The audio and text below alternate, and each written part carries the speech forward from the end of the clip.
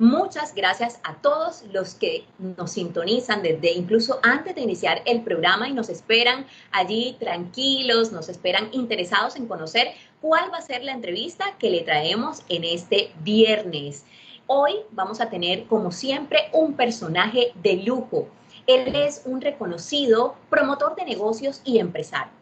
Es Fernando Araujo Perdomo, quien tiene una amplia carrera en el sector financiero, el sector industrial, de las comunicaciones, inmobiliario y también en el sector turístico. Él es ingeniero civil con especialización en análisis y diseño de estructuras y además cuenta con un máster en estructuras de edificaciones. Ha hecho gran parte de su carrera en el sector de la construcción, en donde se ha desempeñado como ingeniero auxiliar, ingeniero residente, director de proyectos, constructor y promotor de proyectos de urbanismo, residenciales, comerciales, industriales y hoteleros. Ha sido además ministro de Desarrollo Económico y ministro de Relaciones Exteriores de Colombia. Él estuvo secuestrado por las FARC durante 6 años y logró escapar en medio de una operación militar que se estaba desarrollando para su rescate. Sobre su carrera y sobre esta forma tan valiente y resiliente con la que él superó este proceso que marcó su vida y la de todos sus familiares, vamos a estar conversando en esta tarde de hoy. Bienvenido, don Fernando. Es un placer para nosotros desde el Club Cartagena tenerlo hoy aquí acompañándonos en esta entrevista. Reciba un cordial saludo en nombre de nuestro presidente Orlando Bustillo Jr., de nuestro gerente Ubaldo Morales y por supuesto de nuestra asesora de eventos Rosario Díaz Granados, quien lo invitó a acompañarnos en esta tarde de hoy. Sea muy bienvenido. Muchas gracias, Mafe. Yo estoy muy contento de estar con ustedes hoy. Me siento pues muy honrado de que me hayan invitado y muy honrado de esa maravillosa presentación que has hecho, que por supuesto va más allá de mis realidades y mis capacidades. Quiero hacerle un reconocimiento, por supuesto, al Club Cartagena, que ha sido mi casa durante toda la vida, y un saludo muy cariñoso para Orlando Bustillo y su familia, para Rosario de Granados y su familia, para Ubaldo y su familia, para ti, para todos los socios del club y para todos los que nos acompañan. Quisiera comenzar esta charla manifestando mi solidaridad con todas las personas que han sufrido por el COVID, que ha sido una pandemia que nos ha dado muy duro a todos, en diferentes grados, familiares enfermos, familiares que han fallecido, y afectaciones económicas, afectaciones emocionales. Con todos, mi solidaridad y mi cariño. Y aquí estoy a la orden, sin tapujos, para pues, contestar las preguntas o las inquietudes que ustedes tengan. Y si en algo puedo contribuir a que haya reflexiones sobre la vida de cada uno, pues lo hago con todo el cariño y con toda la entrega. Adelante. Bueno, muchísimas gracias. Muchísimas gracias a usted por esa introducción tan bonita y me uno pues a ese clamor por todas las personas pues que han sufrido esta enfermedad, las que la están padeciendo en este momento o han perdido un ser querido.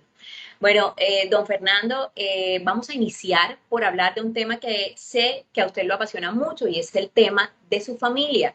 Viene de una familia muy reconocida en nuestra ciudad, es descendiente de uno de los emprendedores más importantes que ha tenido Cartagena, don Alberto Araujo. Entonces, quisiera preguntarle cuáles fueron las más grandes lecciones que le quedaron de un gran señor como lo fue don Alberto. Gracias, Mafe. Pues sí, mi papá, un gran señor, pero antes de hablar de él, yo, hombre, quisiera referirme a Orlando Bustillo, papá, y a Muriel, los padres del presidente del club, y también a los papás de Rosario de Granados, a Roberto y a Toto, y a los padres de Ubaldo, que pues ellos sí están vivos, pero de todos he aprendido mucho en la vida. Con Orlando y Muriel fuimos vecinos en el mismo edificio, y todos ellos han representado para mí unas enormes enseñanzas en la vida, porque cuando uno los mira en perspectiva se da cuenta que son personas que compartieron en vida los mismos valores, ese afecto y ese cariño por la familia, el concepto mismo del hogar, eh, todos hogares que crecieron a través del amor, eh, cimentados todos en los valores cristianos. Nos enseñaron a vivir en comunidad y nos enseñaron a respetar a los demás.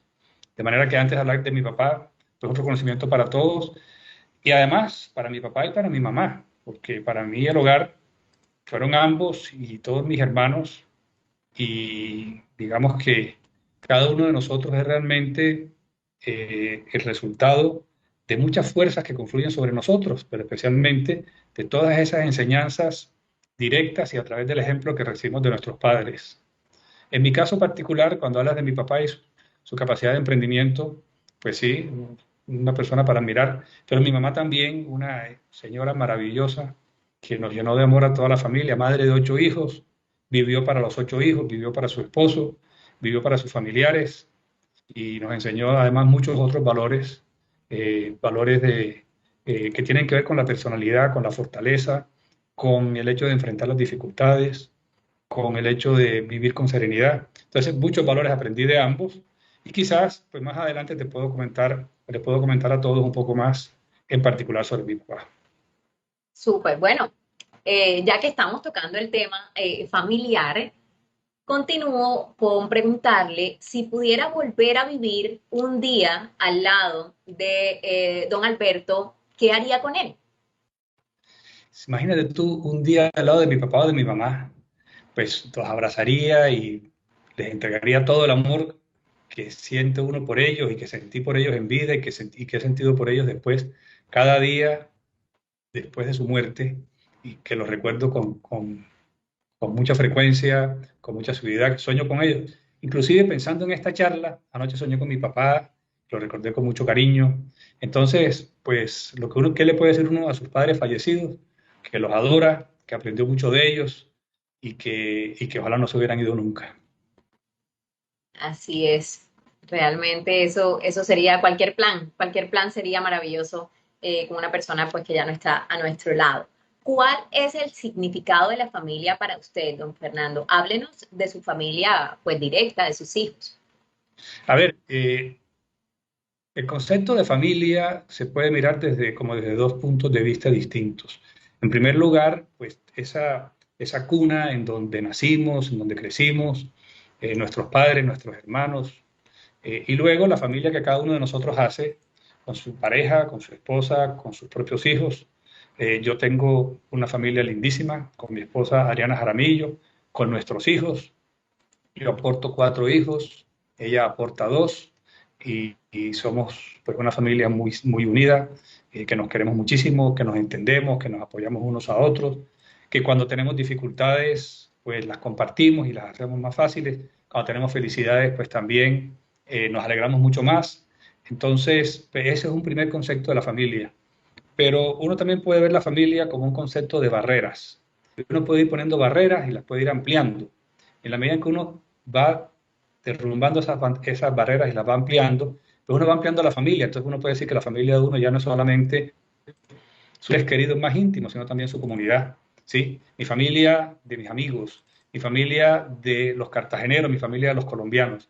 Entonces uno tiene la posibilidad en el corazón de ampliar ese concepto de familia, ampliando el amor que uno siente por los demás y la capacidad de servirle y de entregarse y de quererlos.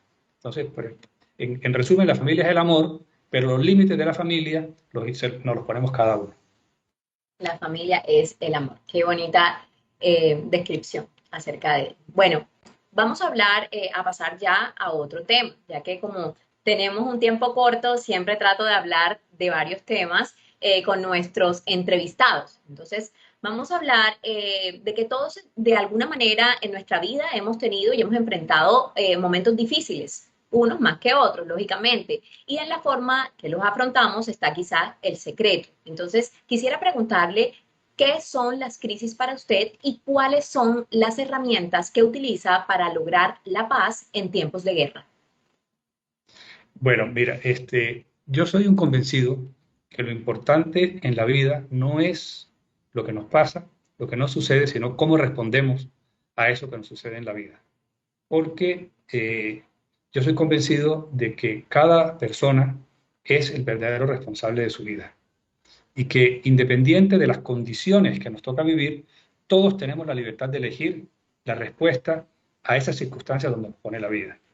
Entonces, las personas que estamos compartiendo esta tarde hemos vivido diferentes crisis. Uno puede tener una crisis como la que yo viví por el secuestro, otro puede tener una crisis por una enfermedad, por un problema económico, por un problema emocional, por un desencanto amoroso, por un problema financiero. Cada cual pues tiene la posibilidad de vivir esa crisis como mejor le parezca. ¿Cuáles son las herramientas que tenemos para enfrentar esas crisis? La primera herramienta que tenemos es ser unas personas serenas. Y la serenidad se consigue con base en una inteligencia emocional que nosotros podemos cultivar, ¿sí? Y además de eso, descansando en la respiración, aprendiendo a respirar adecuadamente. Pero tenemos un elemento adicional que a mí me parece que es básico para enfrentar las crisis, que es la capacidad de autoconciencia, que es esa capacidad que tenemos los seres humanos de pensar sobre nuestros propios pensamientos o sobre nuestros propios sentimientos. Cuando estamos en la mitad de la crisis, ¿sí? Lo que nos invade son sentimientos negativos, angustia, ansiedad, miedo, terror. Entonces, si nos quedamos adentro de esos pensamientos o de esos sentimientos, la crisis se nos vuelve superior a nuestras fuerzas.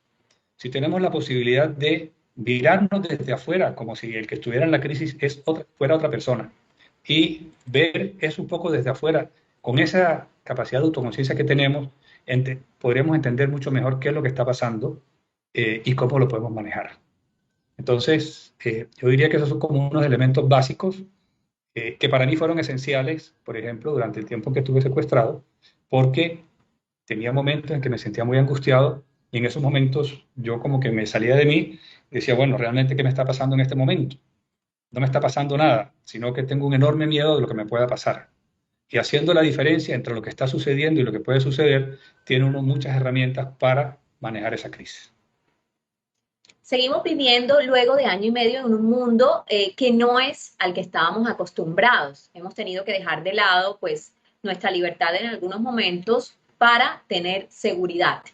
Entonces, mi pregunta es, luego de haber estado secuestrada durante 6 años, ¿qué le diría a aquellas personas que han sentido que este tiempo ha sido como estar presos, ¿sí? Que han perdido la esperanza de volver al mundo al que estábamos acostumbrados, a un mundo normal, por decirlo así? A ver, Mafe, ¿qué te diría yo? Eh, la experiencia del secuestro y ahora esta experiencia del COVID nos muestra a todos que la vida cambia en un instante. ¿Sí? Sí. Yo nunca pensé que me iban a secuestrar y estaba feliz. El día que me secuestraron era el día del cumpleaños de mi esposa. Estaba pensando en festejarle el cumpleaños. Y de un momento a otro me cogieron a la fuerza, me metieron en un carro, me sacaron de Cartagena, me llevaron a un sitio donde yo no sabía dónde estaba y dije, ¿qué pasó? Yo pasé del cielo al infierno en un instante. Y después, el día que me escapé, fue al revés. Pasé del infierno al cielo también en un instante. Porque en un momento dado oí unos helicópteros, se formó una batalla de- de militar y yo me pude escapar. Igual nos pasó con el COVID, estábamos todos tranquilos, con nuestros negocios, con nuestras familias, y en un momento dado todo cambió y todos nos encerramos. Entonces la vida cambia en un instante y los seres humanos tenemos la capacidad de reaccionar a esos cambios y adaptarnos a esos cambios. Y digamos que podemos cultivar esa inteligencia que nos permita adaptarnos cuanto antes a esos cambios.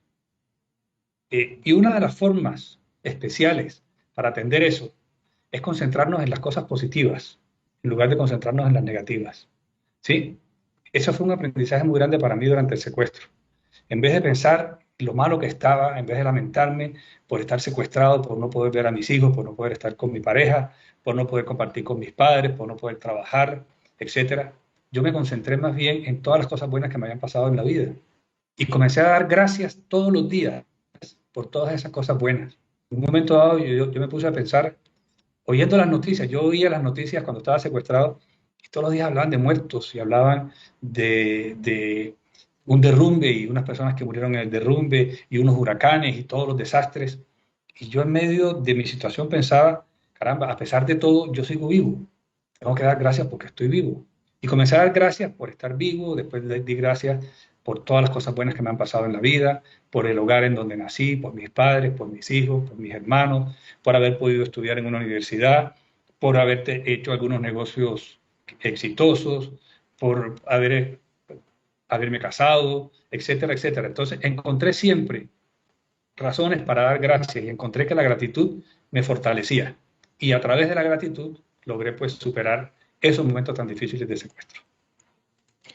Bueno, mi siguiente pregunta de alguna manera acaba de medianamente explicarla. Le quería preguntar si alguna vez, aunque fuera remotamente, había pensado en la posibilidad de ser secuestrado. Me dijo pues que no. Entonces, digamos que podemos deducir que usted andaba de una manera normal, sin guardaespaldas, sin nada, por la calle como cualquier otra persona, ¿cierto? Sí, Mafe, mira, yo antes de mi secuestro, yo había sido ministro de Desarrollo Económico en el primer año del gobierno de Andrés Pastrana. Cuando me retiré del cargo, el director del DAS, que era el coronel Jaramillo, me dijo, doctor, le voy a poner un escolta en Cartagena, porque yo me regresé a vivir a Cartagena. Y le dije, coronel, eso no es necesario, Cartagena es una ciudad muy segura. Yo no necesito escolta, más bien algunas personas que estén amenazadas, póngale el escolta. Entonces yo dije que no. Y yo estaba totalmente tranquilo, yo salía a hacer ejercicios casi todos los días, salía a correr por las tardes y tenía una rutina. Y esa rutina fue la que permitió a los secuestradores, pues, seguirme y encontrar un momento en donde yo estuviera como más desamparado, pero la verdad es que me secuestraron a las 6 de la tarde en Boca Grande, en la carrera cuarta, a plena luz del día, una cosa que pues, parecía imposible, y me sacaron de Boca Grande en un momento en que era muy difícil salir de Boca Grande porque habían unas obras del alcantarillado en la vía paralela a la base naval, y entonces había que entrar a Boca Grande o salir de Boca Grande en contraflujo. Y a las 6 de la tarde eso era súper lento, y a pesar de eso se atrevieron y me sacaron y tuvieron éxito en el secuestro, cosa que nadie Terrible. hubiera podido imaginar. Terrible. Bueno, en algún momento, pues después del secuestro, durante el secuestro, llegó a descubrir los motivos que ellos tuvieron. O sea, ¿por qué fue una persona con la que ellos se quisieron meter? Sí, bueno, yo inicialmente tuve la sensación o la idea de que el secuestro era un secuestro extorsivo para exigir un rescate para dejarme regresar. Pero con el tiempo me dijeron que yo era de los canjeables. ¿Qué era ser canjeable? Los canjeables fuimos un grupo de colombianos secuestrados por la FARC, en donde estábamos militares, oficiales de, de las fuerzas militares y de la policía, y algunos civiles, como el caso de Ingrid Betancourt, como el caso de Clara, bueno, se me Rojas, escapa, Clara Clara Rojas. Rojas, etc. Exacto, exacto. Personas que fuimos secuestrados para exigirle al gobierno que dejara, que sacara de las cárceles a los guerrilleros que estaban presos a cambio de que nosotros pudiéramos regresar. Ese canje no era posible. Entonces, eso fueron unos secuestros larguísimos. El mío duró 6 años, pero hubo secuestros de policías y de militares que duraron 12 y hasta 13 años, unos secuestros larguísimos, eh, que finalmente se resolvieron, en mi caso, con mi fuga, y después se fugó un policía, John Frank Pinchao. Después hubo la operación Jaque, donde se pudo rescatar a Ingrid, a Clara, perdón, a Clara no, a Ingrid y a los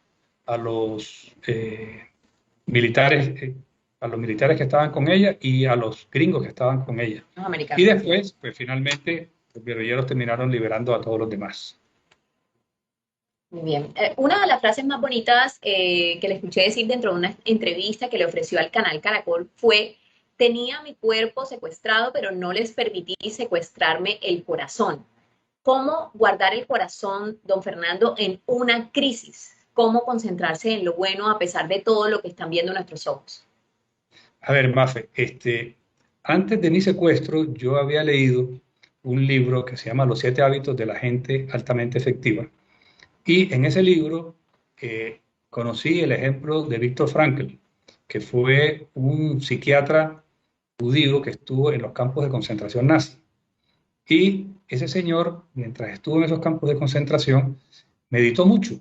Y a pesar de estar en unas condiciones muy difíciles, porque a veces estaba a temperaturas bajo cero, casi desnudo, no comía, trabajos forzados y todos los demás, él dijo, yo tengo la libertad de elegir cuál va a ser mi respuesta ante estas adversidades de la vida.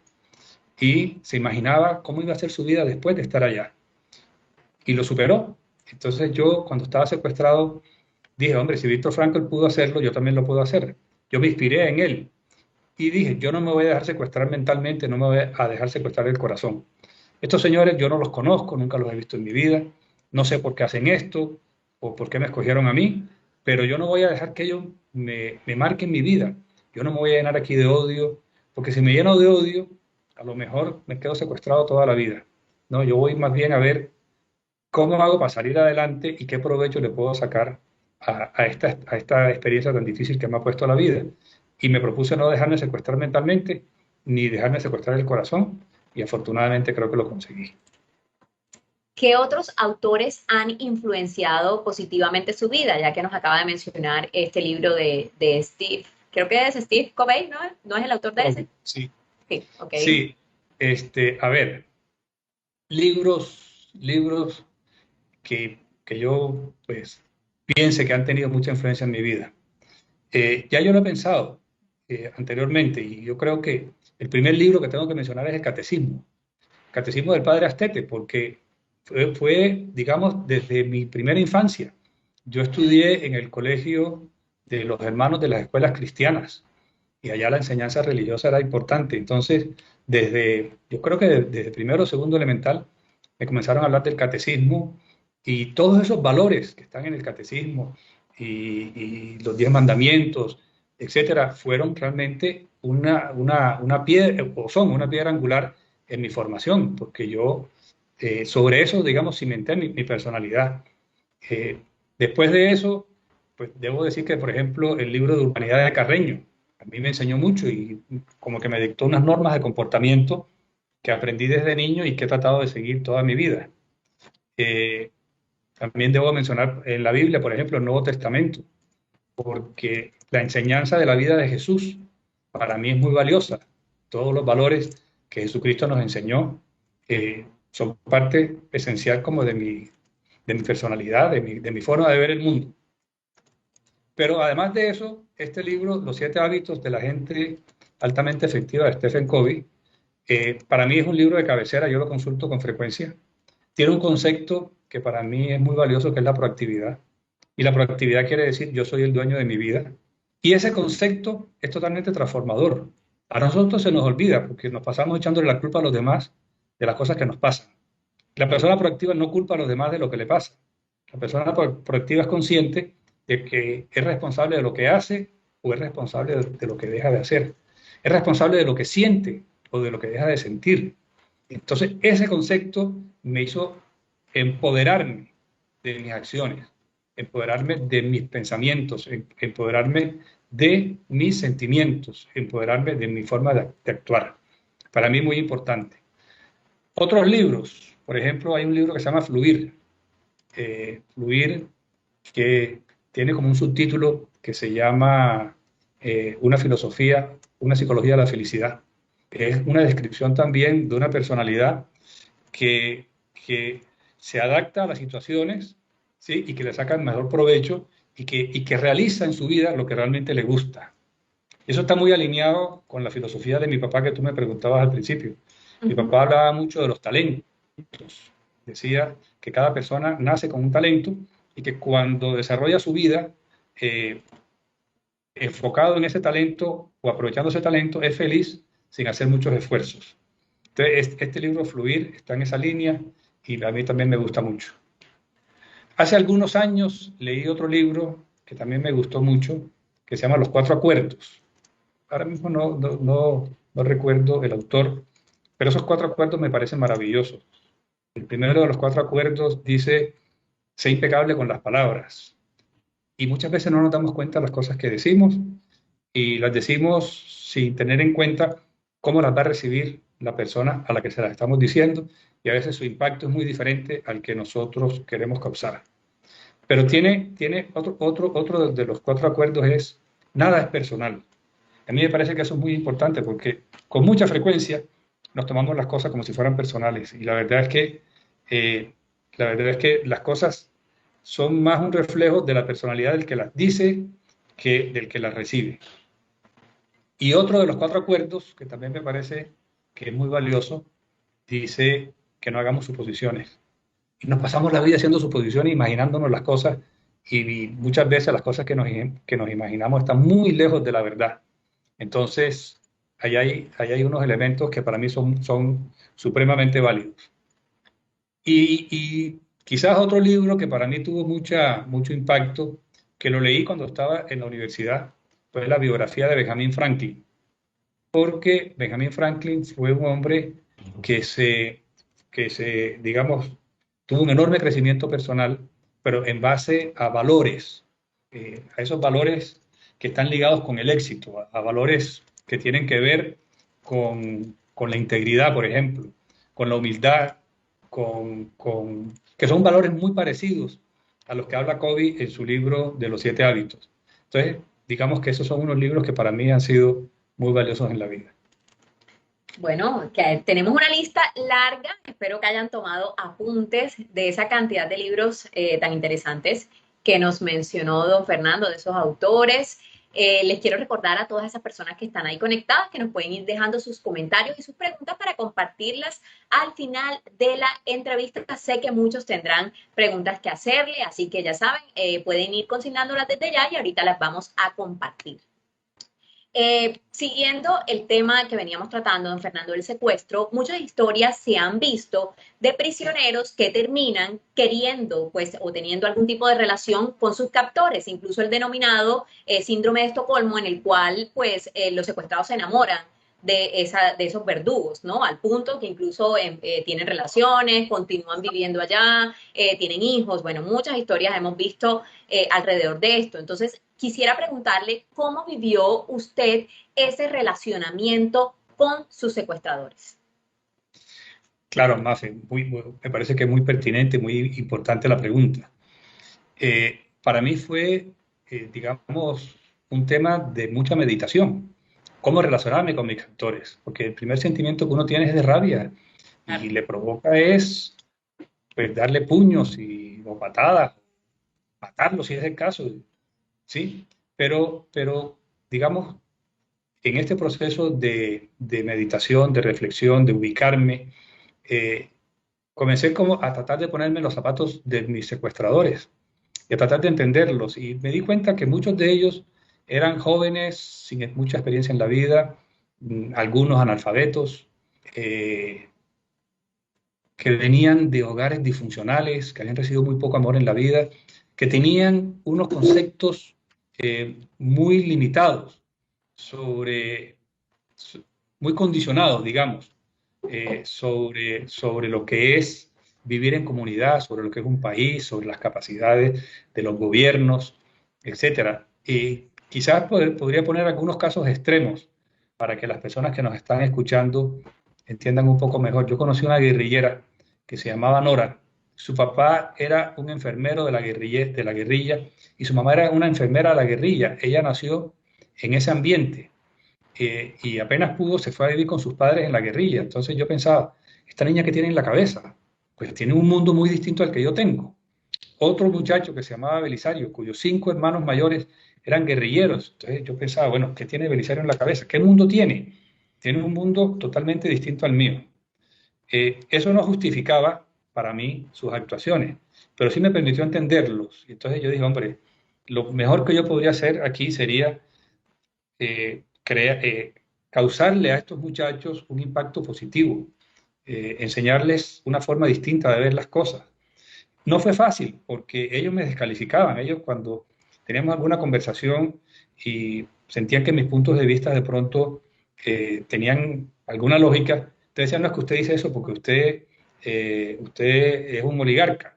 Entonces me descalificaban como persona. Yo dije, no, aquí la única forma de influir sobre estos muchachos es con el ejemplo. Entonces siempre les di un buen trato, siempre quise ser amable con ellos, siempre quise colaborar en el mejor sentido de las palabras.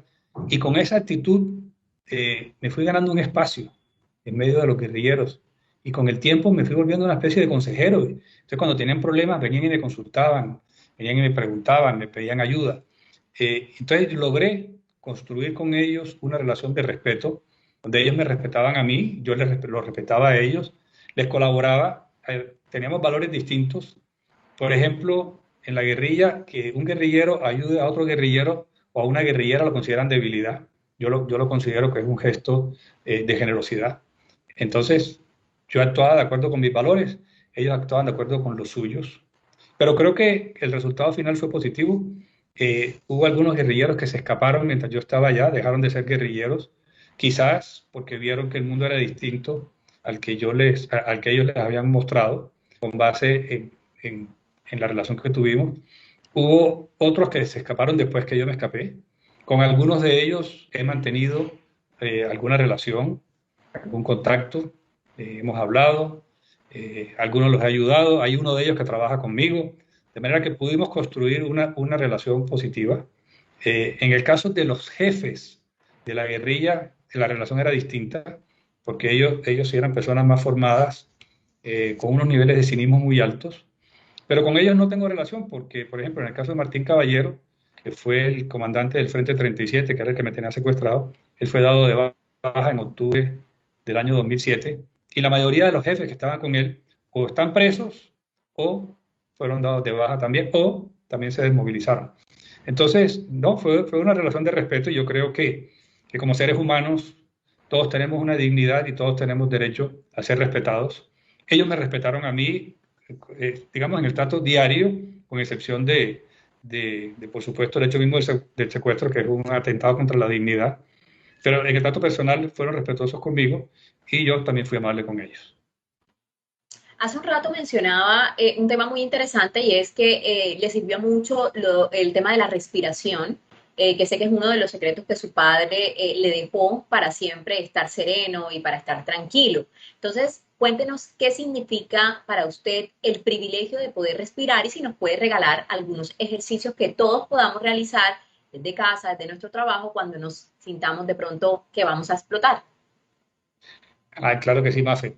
Mira, en mi juventud, en mi adolescencia, a mí me daba mucha rabia. Yo cogía una rabia tremenda y me partía la camisa y tiraba las cosas. Y mi papá me dijo, eso es que no sabes respirar. Ven, te voy a enseñar a respirar. Entonces me decía, acompáñame a caminar. Y salíamos a caminar y me decía, cuenta los pasos mientras vas tomando el aire. Cuenta hasta 6. Y trata de extender el abdomen para que se amplíe la capacidad de los pulmones. Y después haces lo mismo, vas botando el aire, vas contando hasta 6 y espichas al máximo el estómago para que se desocupen al máximo los pulmones. Entonces él me decía, eso se llama respiración diafragmática. Y salíamos y caminábamos durante 20 minutos y decía, después de esto quedas tranquilo para todo el día. Y la verdad es que sí, me ayudaba a serenarme. Cuando estaba secuestrado me daban unas angustias horribles. O sea, imagínense ustedes la angustia que siente, la angustia más grande que ustedes pueden sentir, un niño enfermo, un familiar en peligro, un miedo muy grande, se siente uno como con un vacío aquí en la boca del estómago, pues así me sentía yo todos los días. ¿Y cómo lo controlaba? ¿Y cómo controlaba ese miedo y esa ansiedad y ese vacío tan grande? Me sentaba en la hamaca, me recostaba y comenzaba a hacer esos ejercicios de respiración durante 20 minutos, durante media hora, durante una hora, y así lograba mantenerme tranquilo. Entonces, la serenidad radica en la respiración y eso me permitió, pues, digamos, estimular mi nivel de autoconciencia, mi nivel de entender qué era lo que estaba pasando, mi nivel para diferenciar mis miedos de mis realidades y para poder actuar de acuerdo con eso y sacarle algún provecho o el mejor provecho posible al hecho de estar secuestrado. Muy Ahora, bien, bueno, mi papá me enseñó muchas otras cosas, a sí. mí y a mis hermanos. No solamente nos enseñó a ser serenos, sino que también trabajó mucho en temas de tolerancia, trabajó mucho en temas de ser uno valiente, trabajó mucho en el control de las emociones, trabajó mucho, pues nos enseñó mucho a ser moderados, digamos, en la templanza. Mi papá hablaba mucho de las virtudes cardinales y decía que esos son el centro de la personalidad. Esas son la justicia, la templanza, la fortaleza, eh,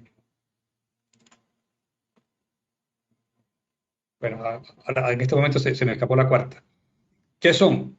La templanza realmente es el control de mis emociones, el control de mis condiciones humanas, de mi deseo de poder, de mi deseo de dinero, de mi deseo de comer, de mi deseo de beber. Esa es la templanza. La justicia es darle a cada cual lo que se merece, ¿sí? El valor es actuar a pesar del miedo que tenemos. Entonces, sobre esas virtudes cardinales trabajamos mucho con mi papá. Esa es una de sus mayores enseñanzas. Y como tú me habías preguntado al principio por él, y yo te había hablado no solamente de él, sino del concepto de familia, pues quería aprovechar esta condición para hablarte de eso.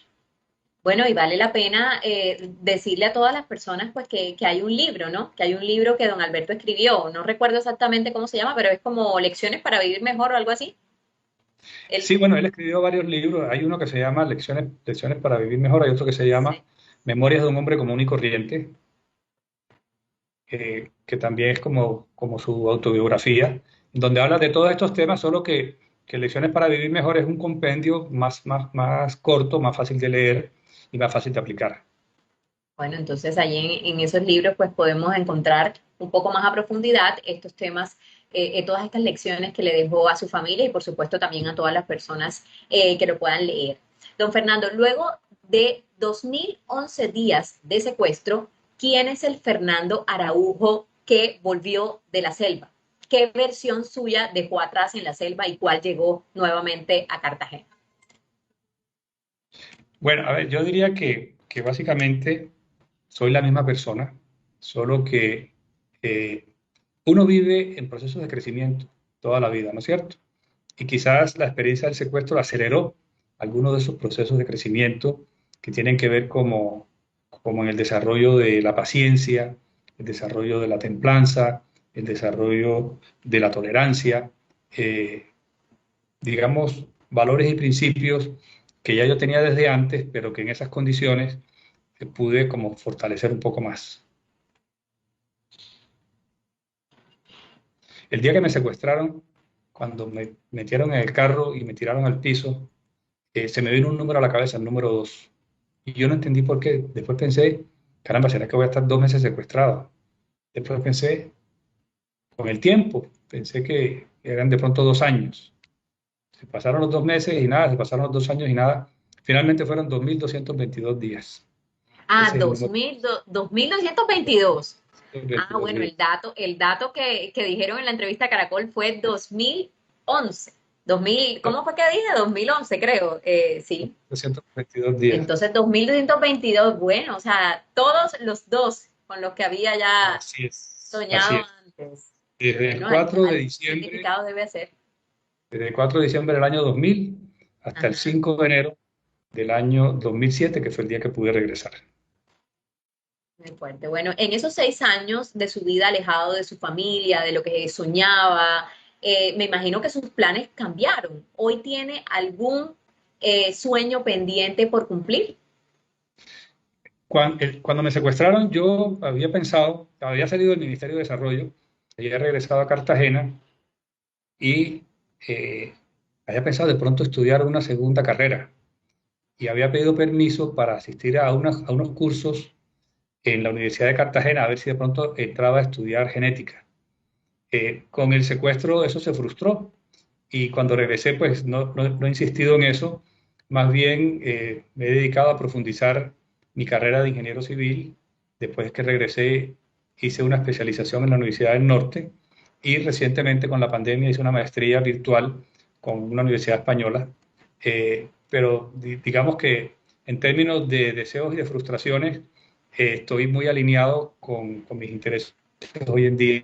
Trabajo con mucha alegría, me dedico a temas de construcción, a dirección de proyectos y con mis hermanos trabajo pues, muy a nivel de asesor o de acompañar en juntas directivas en los temas de turismo que tienen que ver con los hoteles que recibimos en herencia de nuestros padres. ¿Qué facetas de sí mismo descubrió en el cautiverio que llegaron incluso a sorprenderlo a usted mismo? Eh, Mafe, a ver, para ser sincero, Sí. eh, y quizás pues compartir una experiencia con todas las personas que nos están escuchando. Yo me gradué muy joven de la universidad y cuando me gradué pensé irme a estudiar una especialización a Estados Unidos. Mi mamá me dijo, mijo, estás muy joven, ¿por qué antes de irte no haces un psicoanálisis? Que eso estaba comenzando como en Cartagena.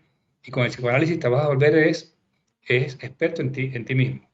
Y lo hice. Y estuve en psicoanálisis en diferentes etapas de la vida y quizás no en periodos continuos, sino discontinuos, alrededor de unos 20 años, con diferentes psicoanalistas en Cartagena, en Bogotá. Y a través de ese proceso aprendí a conocerme mucho y aprendí a quitarme muchas cosas de encima. Yo descubrí es, cosas que muchas personas saben, pero ya lo descubrí a través de la experiencia personal, que todos vivimos programados desde niños por tantas influencias que recibimos, por la forma como nosotros interpretamos la vida, cómo interpretamos las acciones de nuestros padres, de nuestros amigos, de nuestros hermanos, de nuestros profesores, y esos análisis o esas interpretaciones infantiles se nos quedan allí en el inconsciente y nos sirven como para marcar nuestros paradigmas en la vida. A través del psicoanálisis yo tuve la oportunidad de revisar muchos de esos paradigmas y modificarlos y cambiarlos y, digamos, liberarme de muchas cargas que eran innecesarias en la vida. Entonces, mientras estuve secuestrado, yo diría que esos procesos se profundizaron aún más, porque esos procesos de cambio interno eh, nunca paran. Entonces, sometido a esa presión, pero al mismo tiempo, sin más nada que hacer, como que tuve mucho más tiempo para meditar y para profundizar y entenderme mejor y comprender mejor cuál es la naturaleza humana, cómo somos de frágiles, cómo somos de sugestionables, cómo nos impresionamos, cómo nuestros sentimientos nos manejan, cómo las percepciones que tenemos, ¿sí?, nos marcan la forma de actuar y cómo cada percepción, o sea, un hecho puede ser percibido de formas tan diferentes por los demás. Y eso era muy claro, por ejemplo, con la guerrilla, cómo los guerrilleros salían y así cometían un acto de terrorismo y mataban a unos soldados y regresaban felices.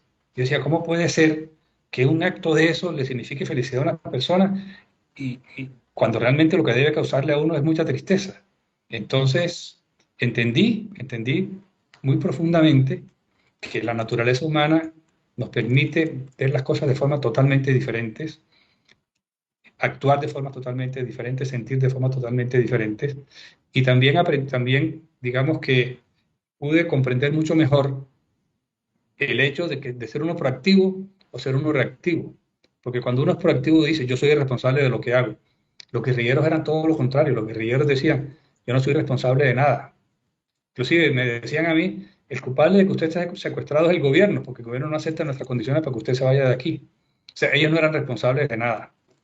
Y, eh, digamos, la forma de mantenerlos a ellos ahí en la guerrilla es llenarlos de esa condición de víctimas, porque los jefes guerrilleros les dicen, no, usted es pobre porque lo están explotando, usted es pobre porque todos se lo roban. Entonces, todo es culpa de los demás y nada es responsabilidad de ellos. Eso es lo que los hace llenarse de odio y actuar de forma tan negativa. Muy bien, bueno, agradecemos a las 65 personas que en este momento están conectadas. Tenemos ya varios comentarios y varios saludos para don Fernando. Vamos a cerrar con una pregunta acerca de su libro. Háblenos de El Trapecista y por qué todos debemos leerlo. No, Mari, pues yo no creo que todos deban leerlo. No, O qué sea, modestia. a mí me costó mucho trabajo decidirme a escribir ese libro, porque cuando yo regresé del secuestro, me buscaron de algunas editoriales y me dijeron, escriba un libro sobre su secuestro. Claro. Y yo decía, ¿un libro sobre el secuestro? Semejante experiencia tan aburrida, 6 años, todos los días lo mismo, sin nada que hacer, que puedo contar. Y dije que no. Pero cuando ya estaba por salir del Ministerio de Relaciones Exteriores, me insistieron. Yo le pregunté al presidente Uribe, presidente, me están hablando mucho, me están insistiendo mucho para que escriba un libro. ¿Usted qué opina? Me dijo, no, me dijo él, yo creo que debe escribirlo porque esa queda una constancia histórica de cómo es un secuestro. Entonces me puse a meditar sobre eso y dije, ¿cómo hago para que el libro no sea tan pesado? Y se me ocurrió combinar como diferentes puntos de vista. Me entrevisté con algunos con algunos oficiales de la Armada que me contaron cómo fueron planeadas algunas operaciones que hicieron para encontrarme o para rescatarme. Al mismo tiempo, eh, recibí los diarios que escribió mi esposa, que me dejó mientras yo estaba secuestrado. Y ahí estaba como su experiencia. Y también rescaté unos diarios que yo tenía mientras estaba secuestrado. Porque cuando esos diarios se quedaron el día que yo me escapé, eh, la Armada se tomó el campamento y entre las cosas que encontró mi pertenencia y ahí estaban mis diarios y después me los entregó. Entonces ya hice una combinación de mis propias experiencias, de lo que tenía escrito en los diarios, y en los diarios estaba escrito, por ejemplo, los mensajes que yo recibía de mi familia. Entonces, transcribiendo esos mensajes se podía entender qué era lo que estaba pasando con mis hijos, qué era lo que estaba pasando en toda mi familia. Entonces, hice una combinación para que la cosa no fuera tan pesada y de allí pude sacar el trapecista, que entonces, pues no es tan fácil de leer, pero si a alguno le interesa conocer la historia, no es una novela, sino que es un libro totalmente verídico, histórico, sobre cómo viví esos 6 años. Muy bien, bueno, don Fernando, mil gracias. Realmente, pues ya todas las preguntas que tenía preparadas para usted ya las agotamos, así que me encantaría que pasáramos en este momento a los comentarios y preguntas que tenemos de nuestra audiencia. Aquí ya nos han ido dejando algunos, entonces voy a írselos compartiendo. Por acá nos dice Héctor Fernando Trujillo: trabajé siendo muy joven con Fernando y siempre observé su talante y pulcra gestión. Dice Muchas la gracias, Prince Héctor Fernando. Martínez: el ejemplo arrastra. Qué Dice linda la Piedad, Pris. ya me imagino refiriéndose obviamente a su familia cuando estaba comentando sobre ellos. Piedad Llama dice: hola Fernandín, ¿cómo te encuentras, querido? Ay, qué linda, Piedra. Hace años que no sé de ti. Te mando un abrazo y ojalá te pueda saludar personalmente en algún momento. Bueno, por acá nos dice Liliana Macablan: ¿qué tan larga es la noche de un secuestrado? Son muy largas las noches, muy, muy Claro. largas. Claro que yo hacía el esfuerzo de no dormir nada durante el día para poder dormir mejor en las noches, porque para mí era muy importante estar descansado. Cualquier momento se podía presentar un evento militar y yo necesitaba estar en la mejor forma. Y una clave para eso era dormir bien. Entonces yo trataba de dormir bien, pero naturalmente en el monte hay muchos ruidos en la noche, de muchos animales, y muchas veces me despertaba por efecto de esos ruidos, y entonces, pues, tenía malas noches, pero en términos generales pude dormir bastante bien. Por acá nos dice Prince: no, pero ¿no viviste el síndrome de Estocolmo en algún momento? No, el síndrome de Estocolmo, yo en ningún momento he sentido simpatía por la guerrilla. Muy diferente poder distinguir a algunos guerrilleros en particular como personas, pero por la guerrilla como movimiento y como todo lo demás, de ninguna manera. Así es, dice: la importancia de los aprendizajes en el hogar son incalculables. Acá dice Pat Maldonado Daza: ¿qué influencia tuvo tu mamá en tu forma de ver y vivir la vida? Sí, la comenté desde el principio. La influencia de mi mamá fue esencial. Mi mamá nos crió, nos levantó a través del amor. Ella, digamos, yo creo que la seguridad personal eh, tiene su fundamento en ese amor de madre, sentirse uno querido. Además de eso, todo su ejemplo. Y, digamos, en las condiciones como intelectuales, me siento más parecido a mi mamá que a mi papá. Digamos, tengo algunas facilidades con las matemáticas, eso siento que viene del lado de mi mamá. Eh, digamos que sus condiciones emocionales también eran siempre mucho más sólidas que la de mi papá. Mi papá fue un hombre al principio emocionalmente más difícil y quizás la influencia de mi mamá lo ayudó a convertirse en la persona que todos conocemos. Pero esa influencia de mi mamá sobre mi papá también pesó mucho sobre todos nosotros, sus 8 hijos. De alguna manera, pues eso es una evidencia de que detrás de un gran hombre existe también una gran mujer, como dicen por ahí. Dice la Muñe Pretel: muy buena pregunta, Patri. La niña Judith fue una mujer espectacular. Ada de la Espriella: sí, su mamá, una gran señora prudente y siempre empeñada en aprender y ayudar. Así Dice por es. acá Ada de la Espriella. Mabe Mejía: de admirar su fortaleza mental. Un abrazo.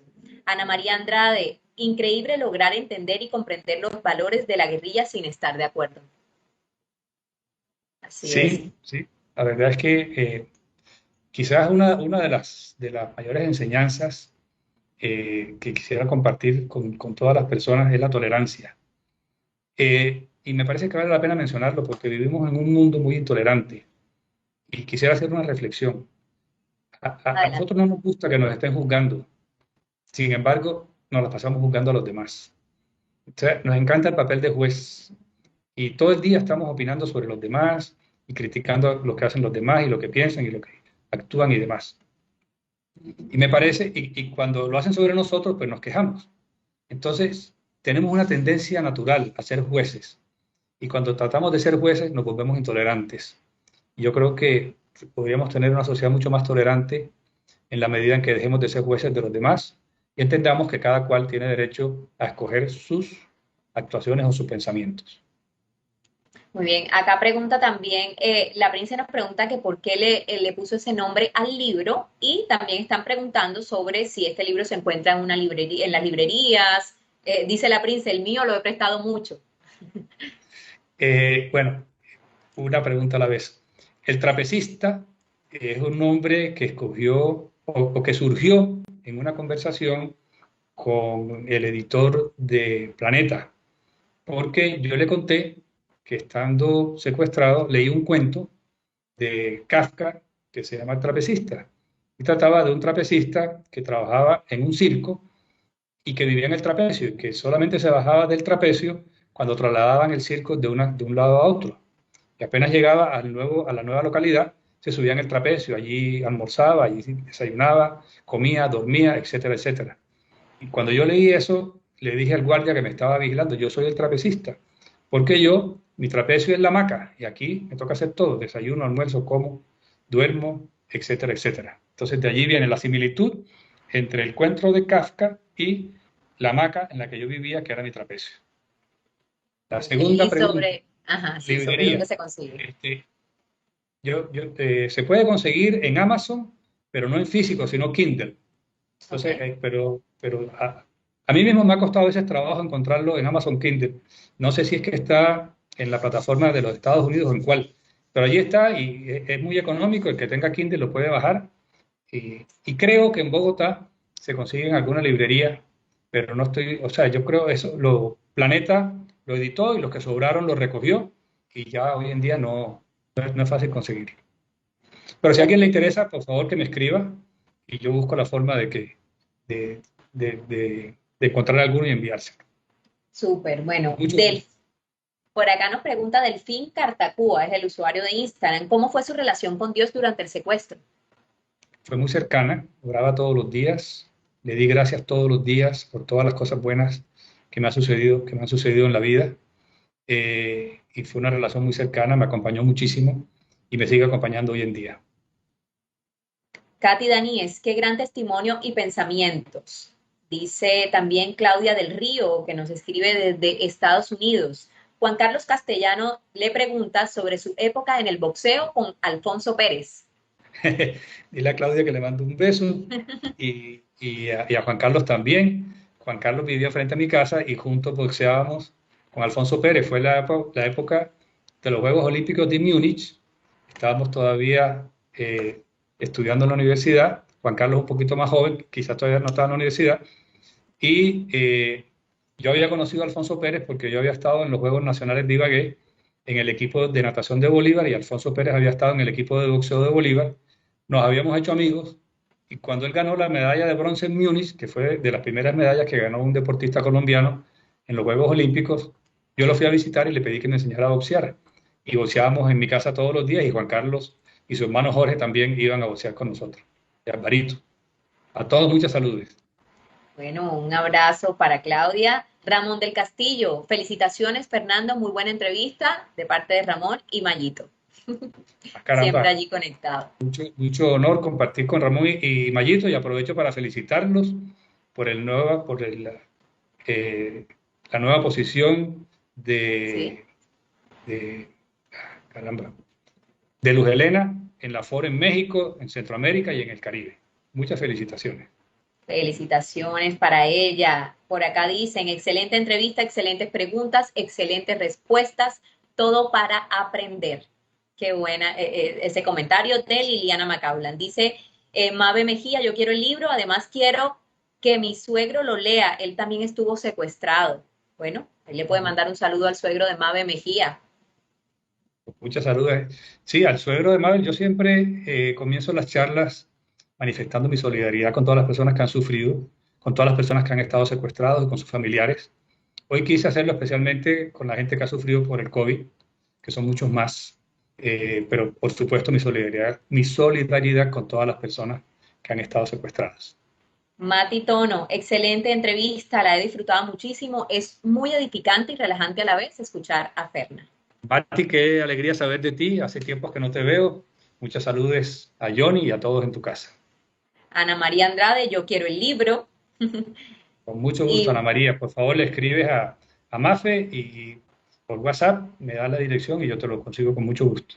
bueno, Ana María, escríbenos por el inbox de Club Cartagena y con muchísimo gusto ahí te apoyamos en esa gestión. La Toya Maldonado le manda un fuerte abrazo. Y finalmente tengo esta pregunta, las impresiones cuando lo liberaron y las diferencias entre estos años, el celular, el internet, qué cosas así fueron como muy, muy llamativas en ese tiempo. No, imagínate, cuando a mí me secuestraron, el celular que existía era el celular grande. Cuando regresé Ajá. ya había teléfonos inteligentes, fue un cambio muy grande. Estaban los Cuando me BlackBerry, me secuestraron, imagino. sí, bueno, cuando regresé ya estaban los BlackBerry y al poquito tiempo salieron los iPhone. Y cuando me secuestraron no existía Google, no existía ni siquiera Wi-Fi. Entonces, cuando yo regresé y vi eso, mis hijos tenían una tableta y yo veía que estaban conectados a internet. Yo decía, ¿dónde está el cable? Y no lo encontraba. Sí. Entonces, pues, en la parte de tecnología, en 6 años fueron muchísimos Claro. cambios. Muchísimos, muchísimos cambios. ¿Cómo Bueno, no? don Fernando, y a todas esas personas tan lindas que están ahí conectadas, acá nos acaba de dejar Matitono de don Alberto, guardo un enorme cariño y agradecimiento y muchísimos abrazos para él. Bueno, Mabe Mejía dice gracias por la respuesta que le dio a su pregunta. A Gladys Pérez, excelente entrevista. Mil gracias a todas esas personas que todos los viernes están ahí conectados. Tenemos una audiencia así súper fija, súper fiel y les agradecemos mucho a todos los que están en Cartagena, en Estados Unidos, en Europa, que siempre nos sintonizan y nos mandan tan bonita energía, sus preguntas, sus comentarios. Mil gracias por seguirnos en este programa del Club Cartagena. A usted, don Fernando, muchas gracias por haber aceptado esta invitación. Realmente ha sido una tarde muy linda, muy tranquila, muy amena, una conversación maravillosa. Realmente guardamos mucho afecto por su familia. Los Araújos son una familia muy querida por todos nosotros. Hemos tenido ya pues a varios acá en entrevistas, tuvimos con su hermana Judith, tuvimos a Cata también, sobrina, ¿no? Y bueno, ahorita se me escapa si hay alguno otro. A todos les mando un Muchos, fuerte abrazo. muchos, muchos, muchos. Gracias a Dios. Así es. Sí, sí, sí, Sí. así es. Muchas gracias a esa familia tan bonita. Gracias a usted por haber aceptado esta invitación, a sus hijos, a su esposa. Le extendemos un abrazo muy cálido y por supuesto les reiteramos que las puertas del Club Cartagena están abiertas para usted y para todos ellos y para toda esa audiencia tan linda que está allí. Estamos ya volviendo a meternos en la dinámica propia del Club Cartagena. Estamos preparando una serie de eventos para fin de año con Rosario. Así que a todos les pedimos que estén muy conectados a través de nuestras redes sociales para que se vayan enterando de todas esas novedades que les vamos a traer. Don Fernando, mil gracias. Lo dejo para que se despida de su audiencia. No, me despido con mucho cariño. Quisiera quizás leerles algunas frases de mi papá Adelante. como despedida. Sí, Sí, porque señor. tú me preguntaste por él al principio. Así Mi es. papá decía lo siguiente: soy sereno, reflexiono tranquila y gozosamente sobre cada uno de los temas que se someten a mi consideración. Sopeso los pros y los contras de las posibles soluciones y decido con acierto en todas las circunstancias, aún en las más difíciles y tempestuosas. Busco lo que quiero con paciencia, con determinación, con tesón, con perseverancia hasta conseguirlo, porque tengo firmeza de carácter y practico la fortaleza. Soy valiente, someto mis emociones de temor y miedo y actúo con valor, con energía y con entusiasmo. Mantengo mis emociones y mis actitudes tranquilas y gozosas desde este mismo instante. Cultivo y practico la ciencia de la paz y la relajación. El Espíritu Santo está conmigo El reino de Dios está dentro de mí. Toda la fuerza y el poder del universo, las leyes de la naturaleza están a mi disposición y las utilizo para hacer las cosas bien. El Señor Todopoderoso y Eterno, infinitamente misericordioso y bueno, es mi Padre.